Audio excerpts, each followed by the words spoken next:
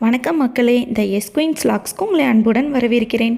இன்றைக்கி நம்ம கோபி 65 எப்படி பண்ணுறதுன்னு பார்க்கலாம். வாங்க வீடியோக்குள்ளே போகலாம். நான் ஒரு காலிஃப்ளவர் வாங்கி சின்னதாக கட் பண்ணி வச்சுருக்கேன். சின்னதாக கட் பண்ணிக்கோங்க. இப்போது இதை வேக வைக்கலாம். காலிஃப்ளவர் முங்குற அளவுக்கு தண்ணி ஊற்றி வேக வச்சுக்கோங்க.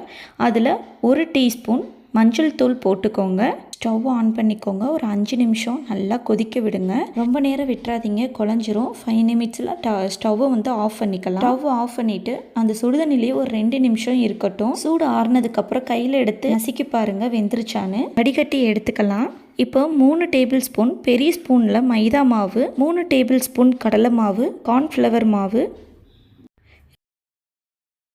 2 டீஸ்பூன் சின்ன ஸ்பூனில் தனி மிளகாய் தூள், 2 teaspoon chicken 65 masala, 2 teaspoon garam masala, 1 teaspoon மல்லித்தூள், 1 டீஸ்பூன் சீரகத்தூள், 1/4 டீஸ்பூன் பெப்பர், 2 டீஸ்பூன் இஞ்சி பூண்டு விழுது.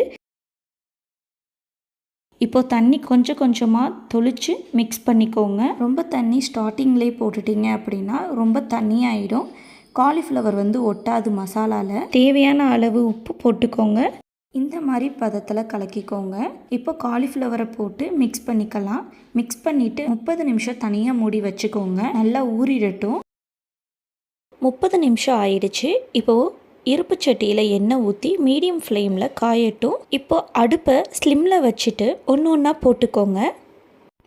அடுப்பை ஸ்லிம்லேயே வச்சுக்கோங்க, இல்லைன்னா கருகிடும்.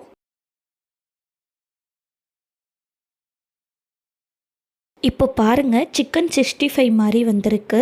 இந்த ரெசிபி ட்ரை பண்ணி எப்படி இருக்குன்னு சொல்லுங்கள். இந்த வீடியோ உங்களுக்கு பிடிச்சிருந்தா லைக் பண்ணுங்கள், ஷேர் பண்ணுங்கள், கமெண்ட் பண்ணுங்கள், சப்ஸ்கிரைப் பண்ணுங்கள்.